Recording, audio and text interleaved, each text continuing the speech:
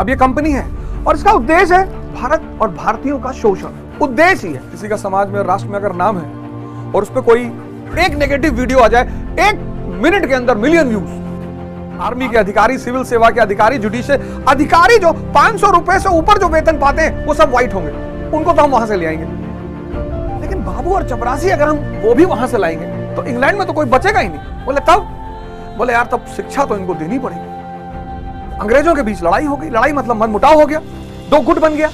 एक गुट ने कहा कि देखो भैया इनको बाहरी पाश्चात्य शिक्षा मत दो, बहुत समझदार लोग हैं, पलट देंगे हम लोग को 10 साल में। जिस देश ने भगवान बनने का फॉर्मूला खोज लिया हो वो देश आईएएस बनने के लिए परेशान होगा।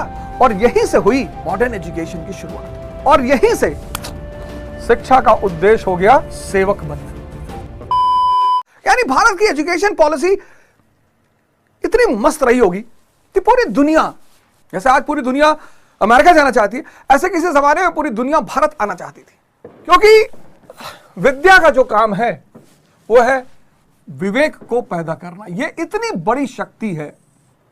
आज शिक्षा का काम क्या है? सेवक बनाना, नौकर।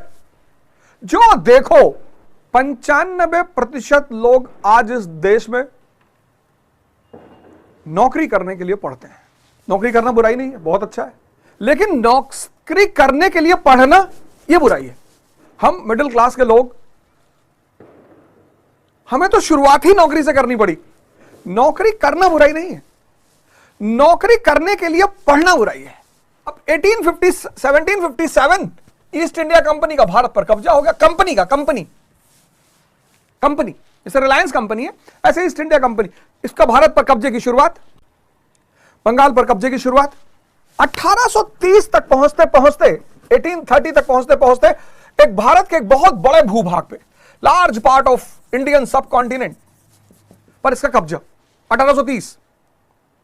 अब देखना भारत की शिक्षा के साथ कहां से खेल हुआ और उसको हमें कैसे इंप्रूव करना है, क्या करना है हमें।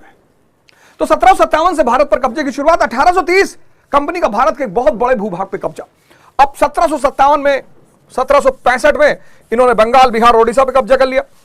1799 में इन्होंने मैसूर पे कब्जा कर लिया, साउथ इंडिया पर इनका कब्जा हो गया। 1816 में इन्होंने महाराष्ट्र के रीजन पे कब्जा कर लिया, मराठा। अवध ऑलरेडी इनके कब्जे में था ही, हैदराबाद इनके अधीन था। मैप में देखो, मैप में अब ये कंपनी है और इसका उद्देश्य है भारत और भारतीयों का शोषण। उद्देश्य ही है, गोल ही है, गोल। इनका गोल है भारत और भारतीयों का शोषण, एक्सप्लॉइटेशन। ये इनका गोल है। और जब हमारा गोल है किसी का एक्सप्लॉइटेशन, तो हम उसको विवेक क्यों देंगे? अगर उसका गोल है, किसी व्यक्ति का गोल है शोषण, हम उस व्यक्ति को विवेक क्यों देंगे? क्योंकि विवेक एक इतनी बड़ी शक्ति है, कोयले को हीरा बनाते हैं। क्योंकि विवेक एक इतनी बड़ी शक्ति है, इतनी बड़ी विजडम, एक इतनी बड़ी शक्ति है विवेक। इसका काम ही है कोयले को हीरा बनाना। बहुत जुल्हा हुए, लेकिन सारे जुल्हा कबीर थोड़े हुए। विद्या नहीं है, विद्या नहीं है, पढ़ने नहीं गए, स्कूल नहीं गए। विवेक बहुत बड़े लेवल का है। चक्की को देख के दोहा बना दिया, खजूर के पेड़ को देख के दोहा बना दिया, साधु पे दोहा बना दिया, साधु ऐसा चाहिए जैसा सूप सुहाए और सार सार को गही रहे थोथा दे ओढ़ाए। आज किसी का समाज में, राष्ट्र में अगर नाम है और उस पर कोई एक नेगेटिव वीडियो आ जाए, 1 मिनट के अंदर मिलियन व्यूज। इतना लोग, किसी एयरलाइन के खाने में कोई कीड़ा मिल गया, अरे इतनी बड़ी एयरलाइन है यार, कभी ना कभी कुछ ना कुछ तो गलती हो ही जाएगी, अपने घर में खाने में बाल नहीं पड़ जाता है। आज का समाज देखो कितना मजा ले रहा है बुराई का। साधु कैसा? साधु ऐसा चाहिए जैसा सूप सुहाए, सार सार को गही रहे। इससे बड़ा एग्जाम्पल तो है ही नहीं मेरे पास। संत कबीर, भगवान कबीर, जीवन के कुछ सिद्धांत तो मैंने इनसे ऐसे सीखे हैं, ऐसे अनगढ़ आदमी। बोले जीवन किस लिए गुरुदेव? अरे बोले वृक्ष कबहु नहीं फल भखे, नदी न संचय नीर, और परमार्थ के कारण। परमार्थ तभी कर पाओगे जब तुम्हारे अंदर का परमात्मा जाग जाए। परमार्थ वही कर सकता है जब किसी व्यक्ति के अंदर का परमात्मा जाग जाए, उसके अंदर शक्ति पैदा हो जाए।